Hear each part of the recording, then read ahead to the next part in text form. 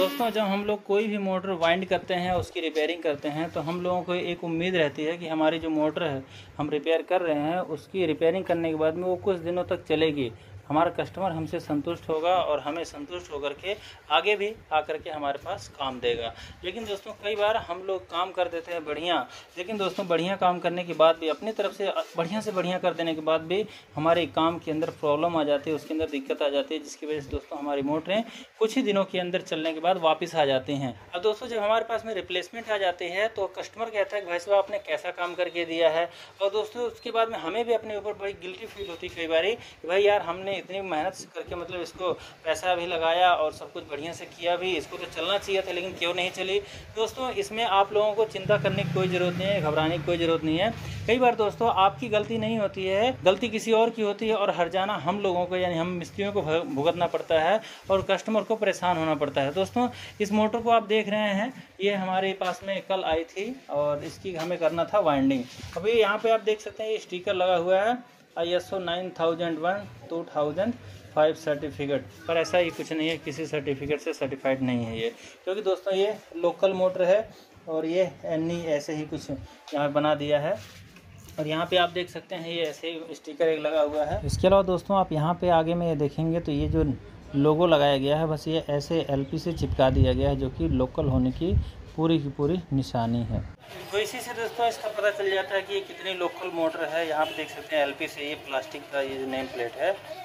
ये लोगो है, ये चिपकाया गया था यहाँ पर। अगर ये दोस्तों कंपनी की होती तो यहाँ पे पहले से ही ये ढलाई किया जाता है, उसी में ये नाम निकल कर के आता है। जैसे आप देखेंगे क्राउंटन या इस तरह के जो तीर है देखिए, वैसे नाम भी यहाँ पे छुपवा दिया जाता है। दोस्तों ये लोकल मोटर है और इसको जब बनाया गया है तो पहली बात जिसने इसको बनाया है इतनी लोकल तरीके से बनाया है, मतलब लोकल तो एक है लेकिन लोकल भी बढ़िया मोटरें भी आती हैं। जैसे कि आप यहाँ पे देख सकते हैं हमने कुछ मोटरें बना रखा है जिसके कि हमें 1 साल की वारंटी देते हैं और 5-5, 6-6 साल तक ये मोटरें हमारी चलती हैं। लेकिन दोस्तों यहीं पर ये जो मोटर है ये 1 साल के अंदर ही ख़राब होकर के तो आ ही गई है, साथ ही साथ इसके अंदर इतनी प्रॉब्लम हो रखी है कि दोस्तों हमने इसकी रिवाइंडिंग किया है, रिवाइंडिंग करने के बाद भी ये कामयाब नहीं हो सकती है। मैं कह रहा हूँ कि मैंने इसको वाइंड किया है लेकिन अब ये वाइंडिंग करने के बाद में ये कामयाब नहीं हो सकती। क्या कारण है इसका? क्योंकि दोस्तों इसका जो रूटर है वो रूटर इस मोटर का ना होकर के किसी और मोटर का है, जिसकी वजह से दोस्तों इसके अंदर एम्पेयर ज़्यादा आ रहे हैं और ये मोटर बहुत ज़्यादा हीट होती है।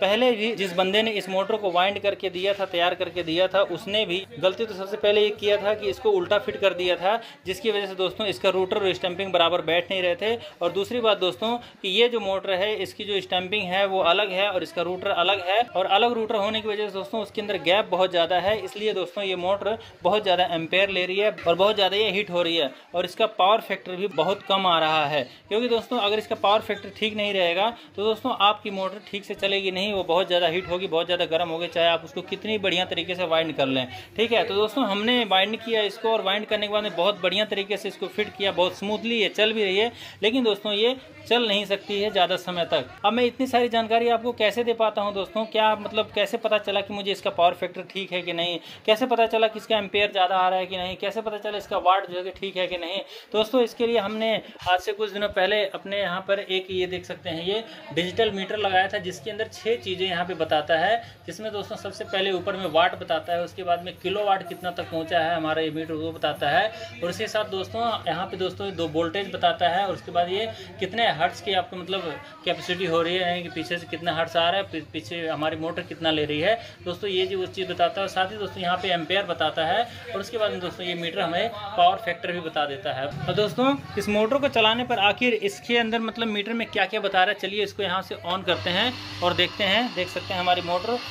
स्मूथली चल रही है, कोई बहुत ज़्यादा इसके अंदर आवाज़ नहीं है, हल्की फुल्की बैरिंग की, आगे वाली बैरिंग की आवाज़ है। लेकिन दोस्तों यहाँ पे आप देखेंगे इसका वाट कितना आ रहा है, वाट देख सकते हैं लगभग ठीक ही है, कोई दिक्कत नहीं वाट में यहाँ पे दोस्तों। लेकिन इसका जो एम्पेयर है, एम्पेयर अगर आप देखेंगे तो यहाँ पे 1.8 यानी कि 9 है, 1 लगभग 2 एम्पेयर के आसपास है, जो कि दोस्तों इस मोटर का जो एम्पेयर है, क्योंकि 50 mm की इसकी स्टैंपिंग है, इसकी हमने वाइंडिंग किया है 24 और 27 नंबर तार से, तो इसकी जो एम्पेयर है दोस्तों वो 1 एम्पेयर ज़्यादा से ज़्यादा होनी चाहिए। लेकिन दोस्तों यहाँ पे आप देख सकते हैं ये 2 एम्पेयर के लमसम में आ रहा है लगभग, यानी कि 1 एम्पेयर पूरा एक्स्ट्रा आ रहा है। साथ ही दोस्तों इसका पावर फैक्टर अगर आप चेक करेंगे देखिए 0.61 आ रहा है, यानी कि दोस्तों इसका जो पावर फैक्टर है कम से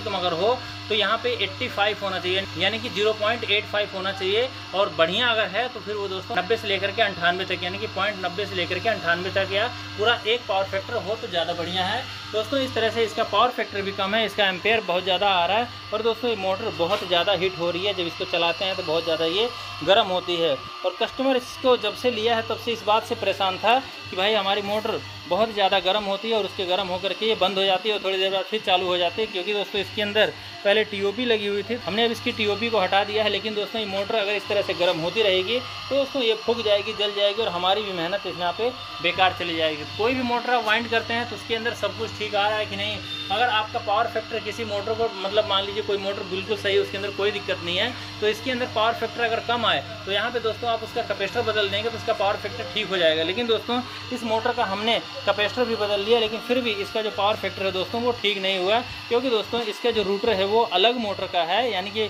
वो 50 नहीं बल्कि 55 mm की स्टैंपिंग है, इसलिए उसके अंदर कट भी बहुत ज़्यादा लगा हुआ है। गैप ज़्यादा होने की वजह से दोस्तों ये मोटर ज़्यादा एम्पेयर ले रही है और पावर फैक्टर उसका कम आ रहा है, जिसकी वजह से दोस्तों ये मोटर ज़्यादा दिनों तक नहीं चल सकती, ऐसा हम कह रहे हैं और हमारा ये मीटर भी कह रहा है। दोस्तों अगर आप भी अपने काम को मतलब एक्यूरेसी के साथ में करना चाहते हैं और आपको अपने काम के ऊपर पूरा विश्वास हो, इसके लिए आपको भी इस तरह का मीटर लगवा लेना चाहिए। अब इस मीटर का दोस्तों आप कहाँ से ले सकते हैं, तो मार्केट में आपको ये नहीं मिलेगा। इसको लेने के लिए आपको हमारी वीडियो के नीचे जो डिस्क्रिप्शन है उसके अंदर आपको इसका लिंक मिल जाएगा, वहाँ से आप इस मीटर को बाई कर सकते हैं, जिससे कि दोस्तों आपका काफ़ी ज़्यादा काम आसान हो जाता है। जैसे कि कोई भी मोटर वगैरह वाइंड करते हैं, कोई कूलर की मोटर करते हैं, कोई पंखे की वाइंडिंग करते हैं, तो सबका दोस्तों इससे चेक हो जाता है बहुत बढ़िया तरीके से। दोस्तों ये हमने मतलब देख सकते हैं, अभी मैंने